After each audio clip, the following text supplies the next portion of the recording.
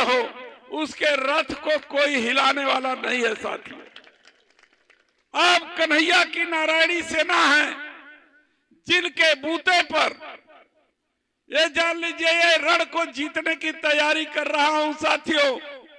लगातार कई बार शिवपुर विधानसभा हम लोग जब भी चंदौली में भाषण होता है तो चंदौली के लोग यही ताना मारते हैं कि भाई हम लोग तो जिता देते हैं, आप लोग शिवपुर अजगरा में जो है गड़बड़ा देते हैं।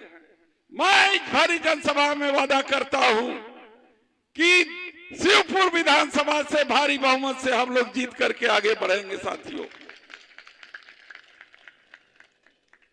साथियों, बहुत सी बातों को आप जानते हैं और बहुत सी बातों को नहीं भी जानते। आपको याद होगा कि जालूपुर के सभा में माननीय मुलायम सिंह ने मेरा हाथ ऐसे उठा करके कहा कि मेरी सरकार बनाने वाला यही है लड़का। बहुत लोगों को याद होगा।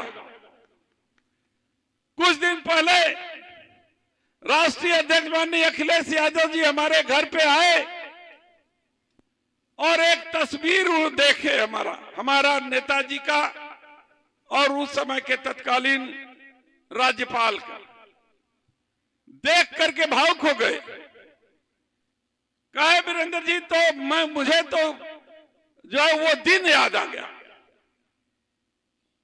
आपको बताना चाहता हूं कि संभल का बाई इलेक्शन था।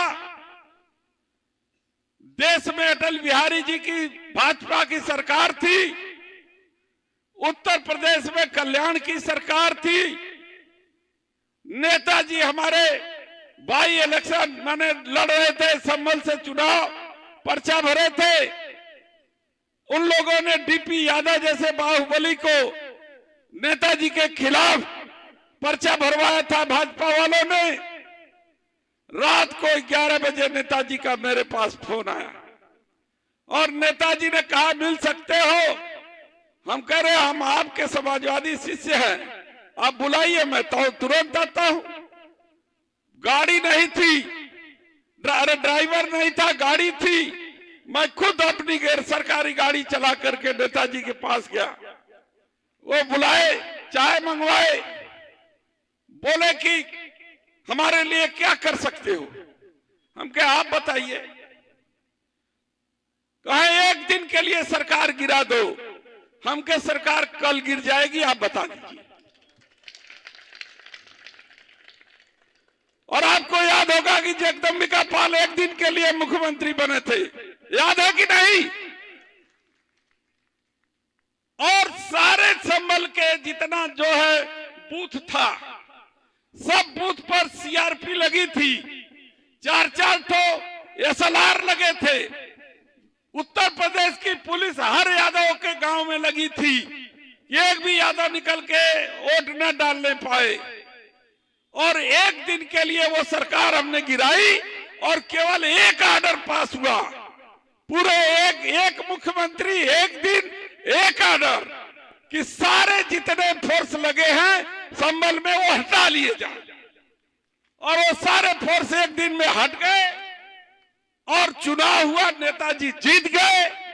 मुख्यमंत्री फिर वही का वही हो गए, कल्याण सिंह। बस एक दिन का खाली मुख्यमंत्री का खेल था। ये सारा खेल हम लोगों ने नेताजी के लिए किया है। इसलिए नेताजी अपने साथ जब चलते थे तो हमको अपने हवाई जहाज और हेलीकॉप्टर पर बैठा के चलते थे। और सबसे बड़ा विभाग वन विभाग मेरे अपना दिए थे, जो सबसे प्यारा था उनको। तो बहुत से लोग हैं, हमारी झगड़ा अमर सिंह से थी और अमर सिंह झगड़ा कर रहे थे अनिल राजभर के लिए। हमसे उनसे झगड़ा अमर सिंह से यही था। हमने नेताजी से कहा कि अमर सिंह रहेंगे पार्टी में तो अमर सिंह को आप पार्टी से हटा नहीं सकते, मेरा कत्ल हो जाएगा नेताजी। हम आपका पैर छू रहे हैं, हम जा रहे हैं वापस अपने कांग्रेस में। नेताजी चुप हो गए, अमर सिंह को जवाब नहीं दे पाए। हम पैर छुए और चले गए, लेकिन अपने दिल से नेताजी को कभी नहीं निकाला साथियों, कभी नहीं निकाला। जब भी समय आया, जब भी बात आई, नेताजी जब पुकारे हैं आधी रात को वीरेंद्र सिंह दौड़ करके उनके पास गए हैं। ऐसे थे नेताजी। मैं उन्हीं का शिष्य हूं। और वो बात याद अखिलेश जी को जब मेरे घर आए चाय पीने के लिए, तो उनको बात याद आ गई। उन्होंने कहा कि ये तो इतना बड़ा एहसान है वीरेंद्र सिंह कि हम इसको कैसे उतारेंगे, मुझे खुद नहीं पता है। तो उस मुलायम सिंह के लड़के हैं, उनकी इज्जत दांव पे लगी है साथी।